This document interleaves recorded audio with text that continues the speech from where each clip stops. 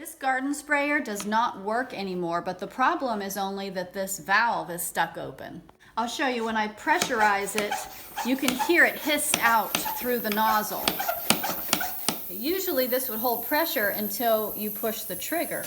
So the parts inside here just need lubricated with silicone grease. Now this is not like other grease. This is specifically for rubber and plastic parts. It has to be silicone grease. Common lubricants like these will only work temporarily on a plastic garden sprayer like this because this plastic is made out of a petroleum base, and so are these. So these are only going to work temporarily and eventually break down the plastic material itself. These usually just come apart by unscrewing. This has two joints, one here and one here.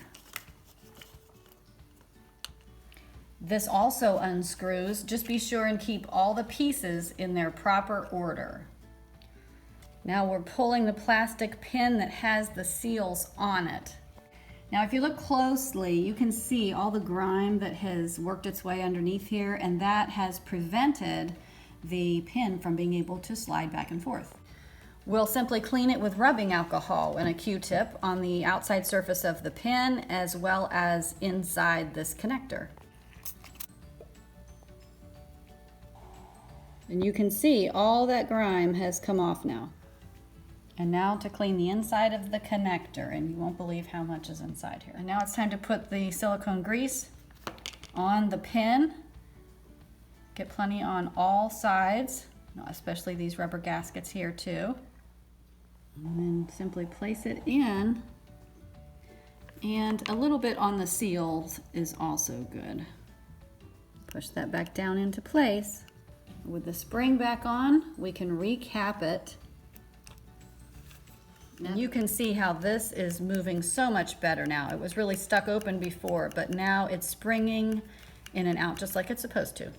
And now when we put this together, it should really seal. Everything is fresh and clean. We'll pump it up with a good bit of pressure to test it. Just like new.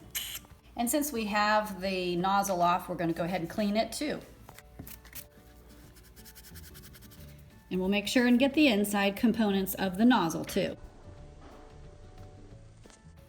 And we'll add some silicone grease to these O-rings too to keep them nice and supple.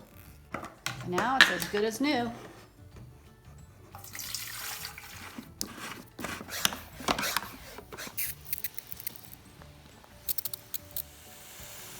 So if your garden sprayer is not working, here's an easy way to fix it without having to go buy another one.